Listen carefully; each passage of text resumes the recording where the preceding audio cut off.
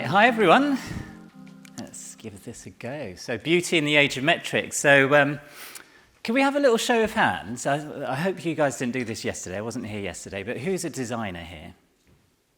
A lot of designers. And anything else? Any product managers? Yay!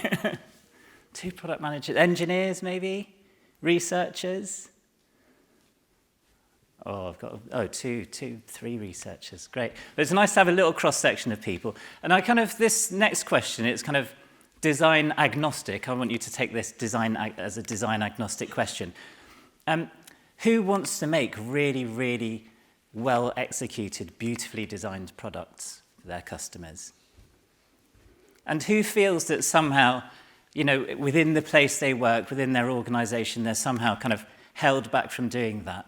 That sometimes, it's kind of the least important thing. There's a few people there.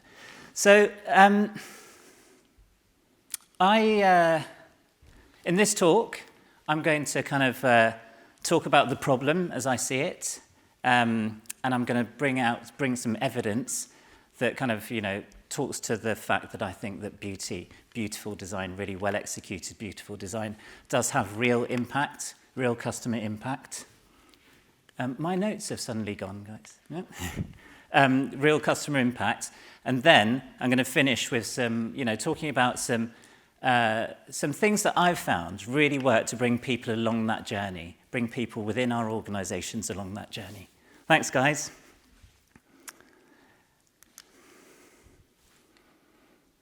So, I'm Damien, Digital Visual Design Lead at Which. Which is really famous for its lab-tested product reviews. What it's not, many people don't actually know about Which is that, Which is not for profit.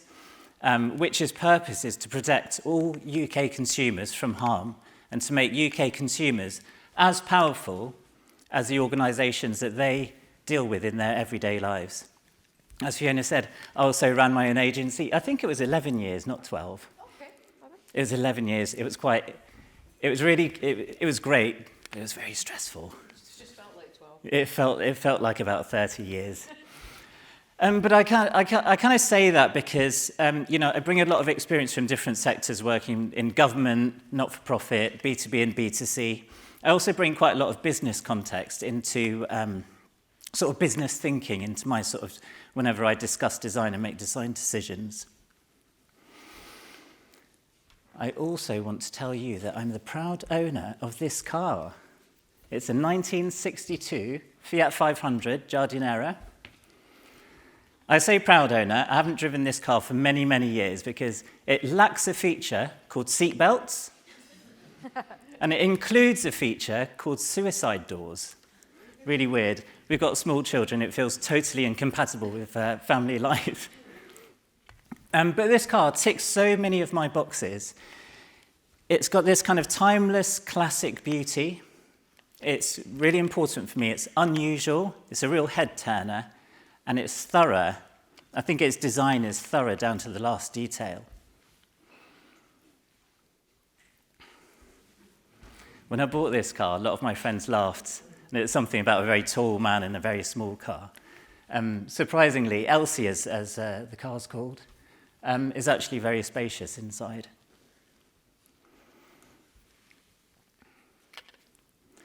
So I came to this talk out of a sense of frustration. And it's not just, it's not just 1 or 2 things that have happened. It's kind of over many years. Not just one place I've worked, but it's in digital product design in general. That kind of those really beautiful qualities of really well-executed design seems to have become quite undervalued. In fact, beauty seems to have become a bit of a dirty word sometimes. We find that sort of designers sometimes feel like they're second-class citizens within an organization. And all the niceties kind of get squashed out. It's really difficult to stop all the niceties from getting squashed out by logic, numbers, MVP culture, or the kind of the dreaded backlog. And there's this sense that of designers not being able to do their jobs or like add value where they can most, where they can really, really add so much value. And that's so frustrating, right? And there's this kind of absurdity in that we put a lot of energy into trying to recruit the best designers that we can for their skill and their talent, maybe a bit of flair. And we bring them into product teams and we kind of say, well, you can't really do that. That's not that important.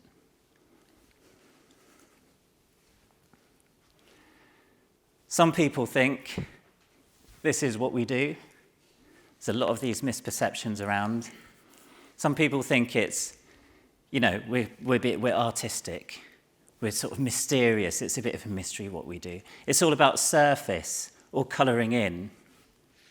Or it's emotional. And that's like very icky for people. Maybe even childish.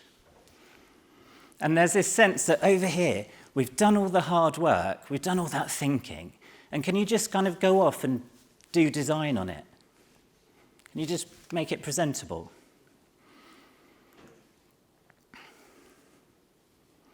But we're not trying to do art, right? We're trying to make things that are useful and compelling for people. And product teams generally follow this kind of high level, at the highest level, we follow similar process most of the time. We start off trying to find the right problem. There's the innovation thing, right? We're finding the right problem to solve. And this is about opening up opportunities. We might use research, insight, jobs to be done, mental models, things like that. Because if you don't have the right problem to solve, you've never got a compelling proposition. And then we ideate.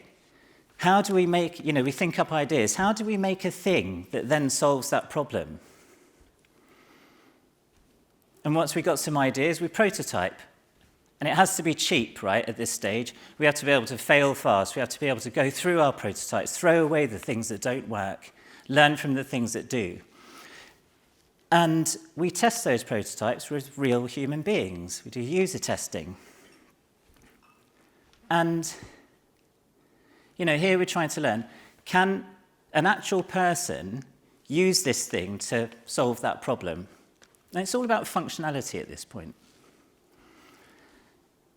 And once we've got a level of confidence, we build, and of course we have to build MVP, it's minimum viable product. We don't want to put all of our eggs in one basket and find that we've wasted a lot of time and resources on something that doesn't work.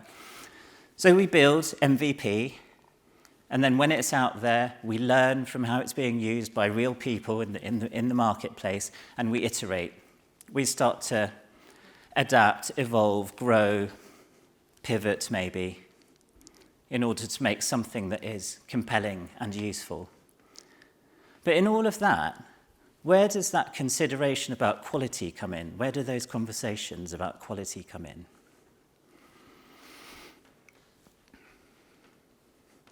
Sometimes there are outside forces at play or other forces within the organization. Sometimes there's things like commercial panic, like obsession over delivery or story points or velocity, obsession over outputs instead of outcomes. Or there's like product management law, fail fast, fail often, which I find is often misinterpreted to be about quantity and outputs rather than about considered experimentation and achieving the right outcomes. You can get into what I call the trap of optimization, which is where you look at the granular, only at the granular, at the expense of the whole. Now, like optimization is a really, really foundational tool for product teams. Things like A/B testing. Every product team, I think, should have a stream of work that is purely about optimization. But it's not the only stream of work that you should have. And, at the end of the day, optimizing can only get you so far. You can only get to a local maximum. I was quite interested to hear the design team at Netflix. I was listening to an interview. And they said that on this experience, every single pixel has been A/B tested to make it as effective and efficient as absolutely possible. And they continue to test it, and they continue to make it more effective. But you don't get exceptional experiences by building and thinking pixel by pixel from the ground up. You need a bit of vision, and you need a bit of an eye for what's right. As a UX research colleague used to always tell me, you can't A/B test your way to glory.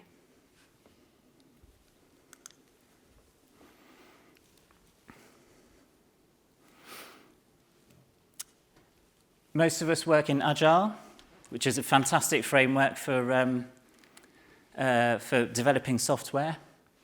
In the manifesto, Agile principle number 1 says that our highest priority is to satisfy the customer through early and continuous delivery of valuable software.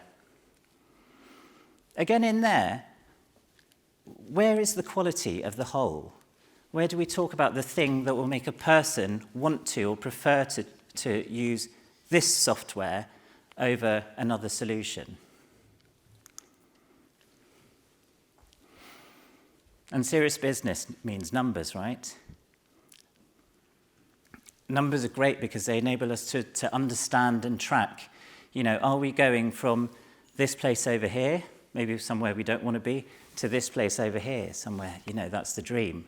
Are we getting there? Are we going in the right direction? How fast are we getting there? And they give us this sense of security. And I found that, especially when we're kind of reporting up to senior leadership, it enables a bit of a sense of certainty when, in fact, normally we're working within a really highly volatile marketplace. And all the stuff that I've just been talking about, the product development process that somehow leaves out the quality of experience, the Agile manifesto, the trap of optimization, the focus on outputs, to me, all of that frames what we're doing as purely an engineering problem. It's about functionality, reliability, usability. When in fact, yes, it's partly an engineering problem, but it's also partly a strategy and vision problem. And it's also partly a customer problem, as in, will people want to use this in sufficient numbers?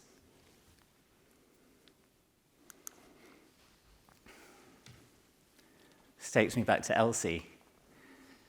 And it made me think, was Elsie designed purely as an engineering problem? Purely for functionality or ease of use or story points or efficiency or to meet a single user need? In fact, can you imagine any car that is designed purely as an engineering problem or purely for its functionality? It'd be a disaster, right? And I can tell you, and I'm sure you guys probably know this, I didn't buy this car for its functionality or for a single user need. I bought this car for a whole host of emotional, as well as probably very, very few logical reasons. So, as designers, I think we know the power of good design, right? We all know those products that we love. They tend to be beautifully designed. Design isn't an add-on. It's a foundational layer that you have to get right to make something good.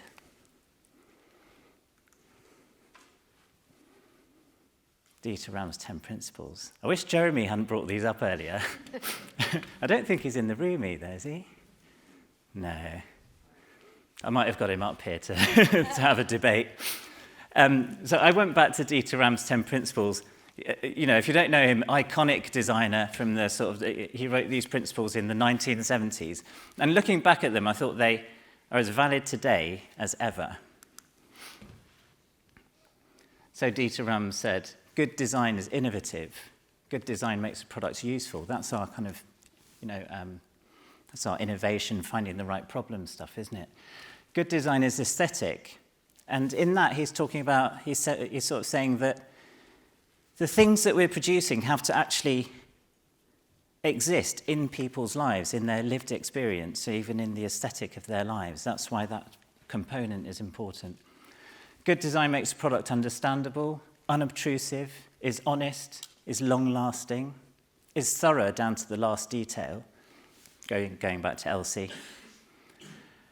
Good design is environmentally friendly. That's interesting coming out of the 70s, because I think in digital product that perhaps we kind of don't think about that so much, and we've dropped the ball on that, but that's a whole different talk, I think.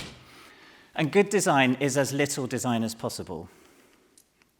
And to me, these speak to every component of the design and engineering working together to produce something that is harmonious and beautiful.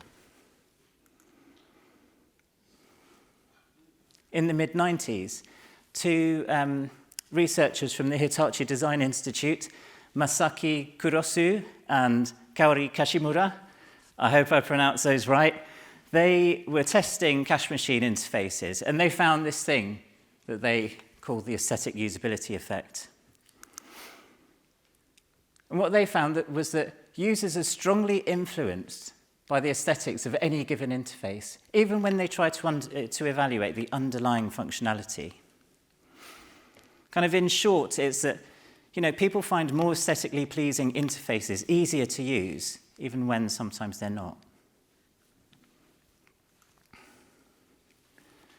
Bruno Marg, who's a famous typographer, he does a lot of work on accessibility, a lot of writing on accessibility and readability. His Medium publication is really good. It's well worth a look. He described 3 pillars of accessibility: functional, technical, and emotional. Now, in my experience, we're always trying to get that functional and technical accessibility right, to varying degrees of success, right? But emotional accessibility, he describes as it's the first impression that a person experiences when presented with a product or service. Do they react positively or negatively? Do they feel invited or rejected? So in short, is that reaction, does it meet the original intent? And he goes on to conclude that without emotional accessibility, functional and technical accessibility are largely redundant.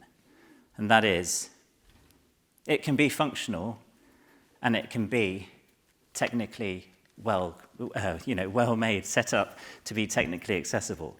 But if no one wants to use it because they don't feel it's for them, they don't want to, then it makes no difference how well it's made. Aaron Walter, who's also a fantastic designer. I know him from the Envision Design Better podcast. He's one of the co-hosts. That's also well worth a listen, really inspiring. He wrote a book called Designing for Emotion. And in it, he talks about Maslow's hierarchy of needs. So Maslow was a psychologist working in the sort of 50s, 60s, 70s.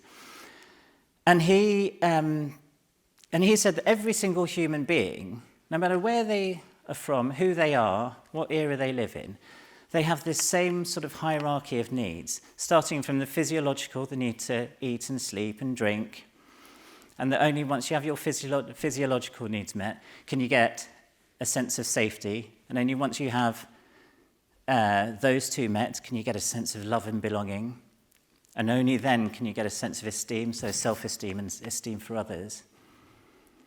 And then only once you have all of those needs met can you reach this sort of state of self-actualization, what he calls self-actualization. Well, Aaron Walter argues that users have a similar hierarchy of needs from digital products and services. At the base, is it functional?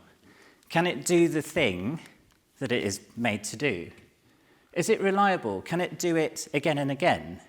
Produce consistent results? Or, is it still there when you go to use it again?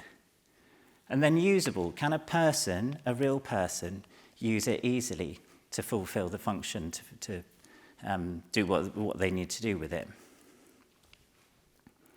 And quite often, we seem to just be striving for usable.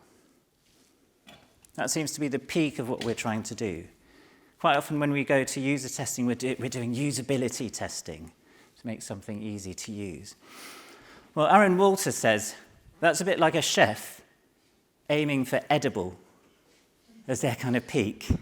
And no one's going to go to that restaurant, right, where you know that the thing the kitchen is aiming for is that their food is just edible.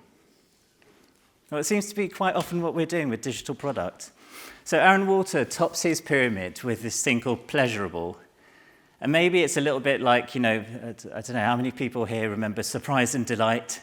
One of the most annoying phrases, in recent times. It even makes my skin crawl now, because I don't think you want to surprise and delight people all the time, at which we do, we have tools to help people who think they've been scammed. You don't want to surprise and delight them in those moments. But this pleasurable thing, it's about creating the right emotional connection for that service, for that product or service, and with that particular person and the emotional state that they might be in. And if you can get that right, you're in the territory of design becoming a competitive advantage, just as Apple's been doing for many, many years, so successfully. And that's why, as designers, we keep talking about Apple all the time. And I wish we were talking about other people, but, they do that really well. It's why I choose to use the train line when I book train tickets. And I book train tickets quite a lot. I think the train line app is designed beautifully. And I choose it over the Greater Anglia app. And at the heart of it, they both have the same functionality, which is find a ticket and buy a ticket. But somehow this Greater Anglia app feels less functional and less reliable and less usable. And even though this is free, I choose to use this, and I have to pay a small booking fee for every ticket I buy.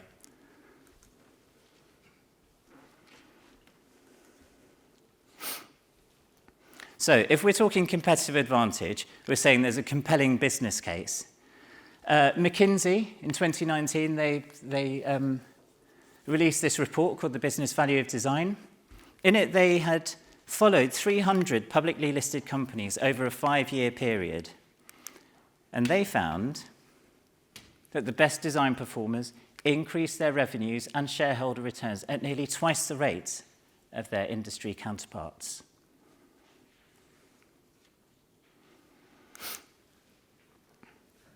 They also concluded that the companies in our index that performed best financially understood that design is a top management issue and assessed their design performance with the same rigor that they use to track revenues and costs. In other businesses, though, design leaders say they're treated as second-class citizens. Which is, that last sentence is a bit sad, isn't it? A year later, 2019, InVision released the new Design Frontier. They've polled 2,200 companies in 24 industries in 77 countries, so their sample size was much bigger than McKinsey. And what they aimed to do was explore the relationship between design practice and business performance. And they came up with this thing called the Design Maturity Index, which describes 5 levels of design maturity, from level 1, not very mature at all, to level 5, what they call the visionaries.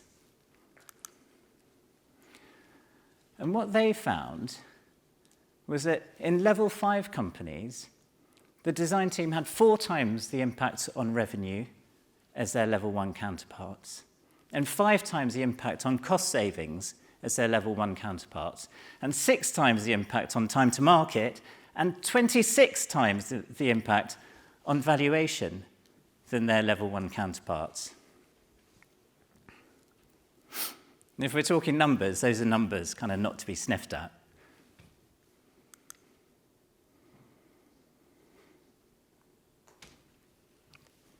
But, most of us aren't there. Maybe a quick show of hands again. Who feels like they work in a level 5 company? Oh, there's not one hand. Level 1? Somewhere in between? Somewhere in between. I mean, so envisioned, what they found was that level 5 represents only 5% of companies. So it's really small. I have never, ever worked in a level 5 company. And I think, I don't know, I think there's something about me being a designer and problem solver. I can actually quite enjoy the challenge of working somewhere where you can be part of transformation, a transformation into better design practice. So what can you do when everyone else is talking numbers? And these are just some of the things that I've found have had real impact in bringing people along the way, along that journey. First and foremost, as always, it is all about the customer. There's the saying, beauty is in the eye of the beholder. So what I say is know your beholder, understand them from an emotional point of view, and make all decisions and present all ideas based on your thorough knowledge of your customers or users, whatever you want to call them. I say again, Dieter Rams said, good design is aesthetic because the products we're making have to fit into people's lives.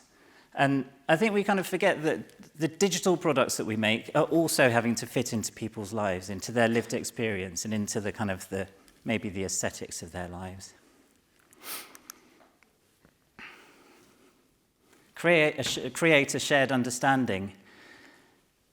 I can't give you a recipe for beautiful product design, and I don't think anyone should be able to give you a recipe for what is beautifully designed. I think what you have to do is your job is to build up a picture of what beauty is for your particular product, based on your brand or your purpose, and based on your customers. And build up this picture. Obviously, talk to your customers as part of this, but internally build up your picture by working with as many other people and teams as possible. Like teams that you might not normally think about working with. For instance, marketing, or your audience insight, or your kind of market research, brand team, engineering, of course, maybe even finance.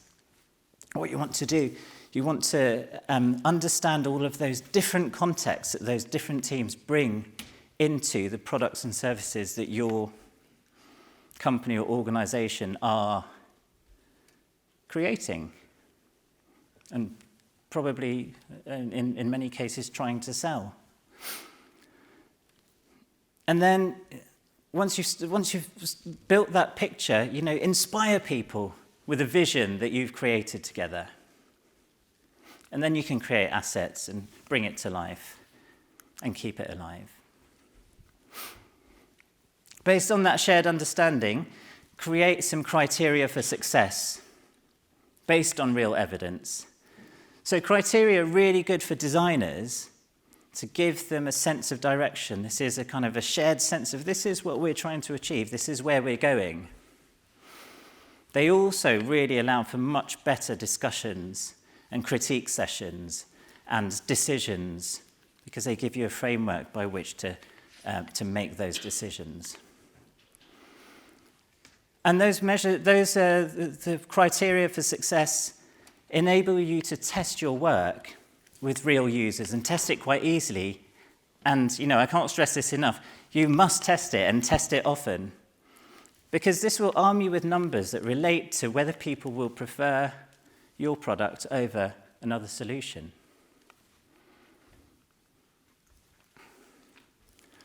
Work cross-functionally. I'm sure many of us work in product teams. Well, bring others into your kind of design process and your design thinking. That's when it works so well. Your product managers, your engineers, maybe copywriters, data analysts, all those people within your kind of team who will have valuable contributions to make into the kind of the thinking behind your design. And kind of say things like, this is the problem. This is how I'm thinking about approaching it based on X, Y, and Z. And be open to their ideas and their input. And you'll be amazed how useful those conversations become and how much the other disciplines start to buy into the quality of experience because they've been brought in along that journey. Articulate decisions well and practice articulating decisions. Years ago, I was one of those designers who kind of presented their work by describing what I'd put on a page. Here's a big hero. There's a lovely big image in there. We got it from Getty. There's a big red CTA there in the middle, just like you asked me, and I've put the text down below the fold. Well, no. It doesn't work. And in my experience, what it does, it invites kind of really detailed discussion about granular sort of design decisions. Has that button got, is the kind of rounding on that button good enough? I'm not sure about red. I think I prefer orange or green. It invites this kind of subjective discussion. So I say, generate a vision for what you're presenting and lead with those big themes about what you're trying to do and articulate all decisions based on the problem you're solving and the understanding of your customers and your vision for that experience, what you're trying to achieve with that experience. And then you find that those discussions, those discussions from what you're presenting, they turn into something it's much more about, are we achieving the right things with this design, rather than I prefer this over that.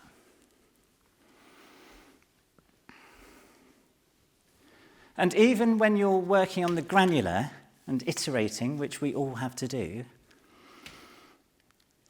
I believe really strongly that your job as a designer is to keep thinking about the big picture, the whole ecosystem, the whole experience. Keep thinking about that vision that you created together. Maybe even bring it into your team objectives or OKRs if you use OKRs, into your ideation and sprint planning, into your JIRA stories. And I just want to end with this quote that I found. So it's from Johnny Ive, iconic designer from Apple. Drove the creation of all of those iconic products with Steve Jobs, through many, many years. And he was talking about Dieter Rams and Dieter Rams' design, but he said, no part appeared to be either hidden or celebrated, just perfectly considered and completely appropriate in the hierarchy of the product's details and features.